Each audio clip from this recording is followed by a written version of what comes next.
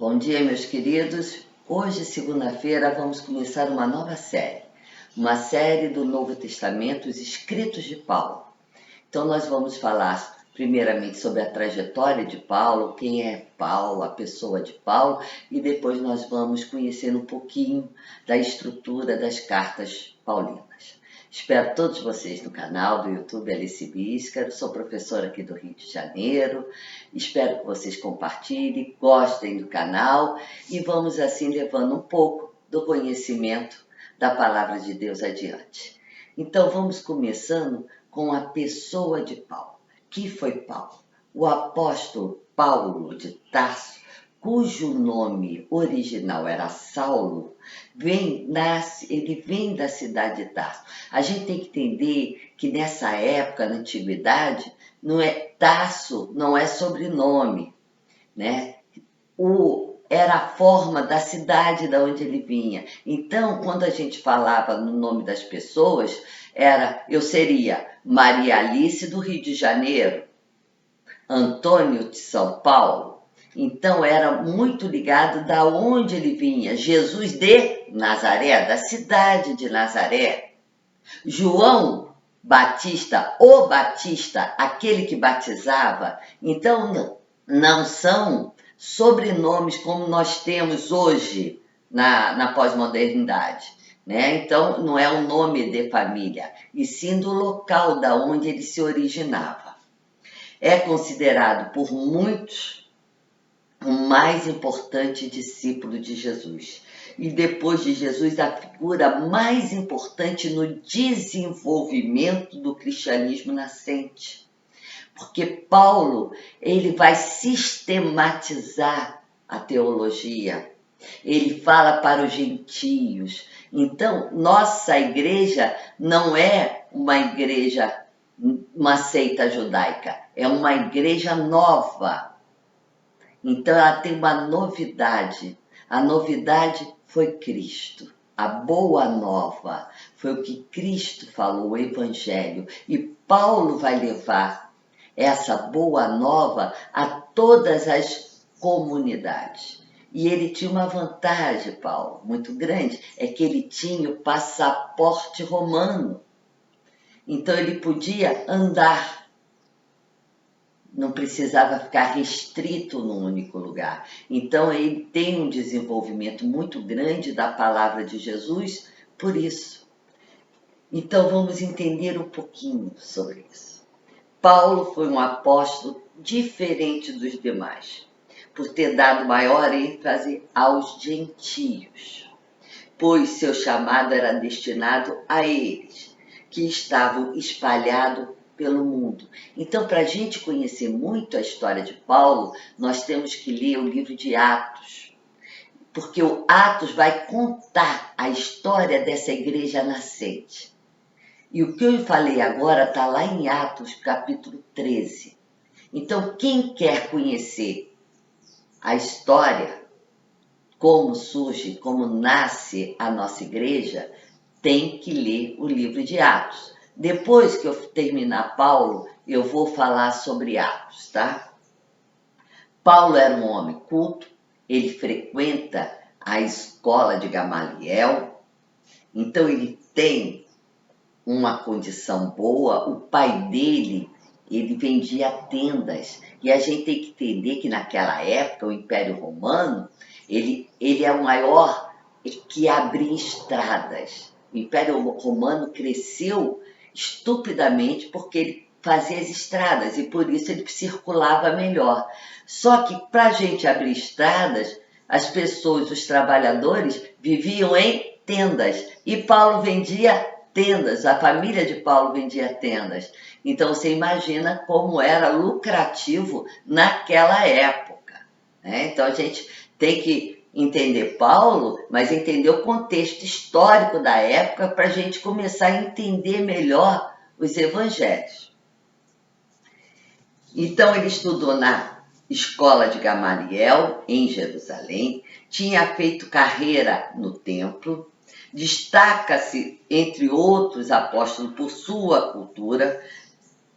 A língua materna de Paulo era a língua grega. ele dominava o aramaico, ele tinha uma cultura esplêndida, estudou em Jerusalém, com a maior escola, era um sacerdote, pessoa culta, então ele pôde sistematizar as palavras de Jesus no que hoje nós chamamos de teologia. Então ele vai falar sobre os aspectos pneumatológicos, sobre os aspectos cristocêntricos. Então ele sistematiza. Paulo é espetacular. Educado nas duas línguas, grega e judaica, Paulo fez muito pela difusão do cristianismo entre os gentios e é considerado como principal fonte da teologia, da nossa doutrina, da nossa igreja. As epístolas formam uma seção especial do Novo Testamento. Alguns vão afirmar que ela foi quem verdadeiramente transformou o cristianismo numa nova religião, porque antes de Paulo, nós vivíamos muito como uma seita judaica. Nós éramos percebidos pelos romanos, que ainda tinham o poder, como uma seita judaica. Depois de Paulo, não. Paulo amplia o nosso status para uma nova religião, porque ela passa a ter uma doutrina, ela tem uma sistematização teológica. Então, ele transforma o cristianismo.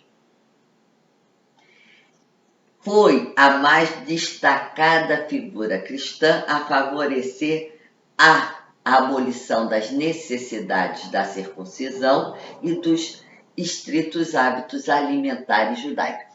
Ora, vamos entender um pouquinho isso. Se Paulo está falando para os gentios, ele não está falando para um grupo judeu. O judeu fazia parte da cultura judaica fazer a circuncisão, né? A criança ia lá, ia ao rabino, até hoje, assim, o sacerdote fazia a circuncisão, etc. e tal. Imagina você chegar para um romano, para um grego, um homem feito de 30 anos, como eu brinco em sala de aula, vem cá, meu querido, para você fazer parte do cristianismo, você tem que fazer a circuncisão. Já imaginou se até hoje é difícil um homem fazer vasectomia? Imagina naquela época fazer a circuncisão com 20, 30 anos. Não ia rolar, não é verdade? Os hábitos alimentares, é só a gente dar uma olhada no Levítico, que a gente vai ver, são restritivos demais. Eles eram glutões, comiam com a mão, adoravam comer carne. Como é que você vai dizer para esses homens adultos, você não faz mais isso? Então, a nossa religião, Paulo diz, olha, não precisa disso para ser cristão. E a gente vai ver isso muito debatido em Atos. Por isso que eu falei que Atos é muito importante. Lá no Concílio de Jerusalém. Então, ele vai debater com os conservadores judeus. Muitos deles permanecem fiéis à tradição e não vão seguir o cristianismo, tá certo? Por isso que nós somos uma religião de gentios. Porque os judeus falaram, eu não abro mão da minha tradição. Então, nós crescemos junto com os gentios. Vamos ver um pouquinho da cronologia das epístolas. As epístolas ou cartas são os primeiros escritos do Novo Testamento. O primeiro escrito do Novo Testamento é a primeira carta aos Tessalonicenses de Paulo. Não são os evangelhos, são as cartas de Paulo. E podem ser divididos em dois grandes grupos. as epístolas paulinas e as epístolas católicas. As epístolas paulinas são 13 e possuem um teor extremamente catequético e são destinadas às comunidades fundadas por Paulo ou destinadas a um amigo. Para bem compreender as cartas de Paulo, é preciso colocá-las em uma ordem cronológica e situá-las na narrativa dos Atos dos Apóstolos. Então vamos lá, primeira e segunda carta aos Tessalonicenses, Gálatas, Romanos, primeira e segunda carta aos Coríntios, Efésios, Filipenses, Colossenses, primeira Timóteo, Tito, 2 Timóteo e Hebreus.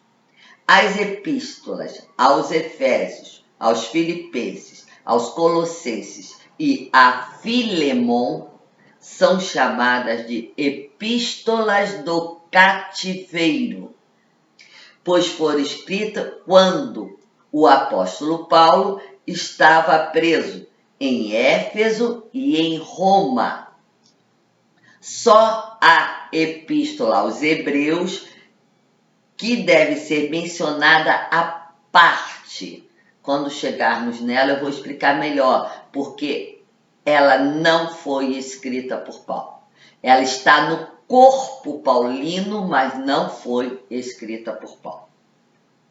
Embora essa carta aos Hebreus reflita toda a ideia de Paulo, ela não parece, entretanto, ter sido escrita por sua mão. Tão diferente é o estilo das outras cartas. Então, hoje, o magistério da igreja, os teólogos, sabem que ela não foi escrita, apesar de ter a ideia de Paulo.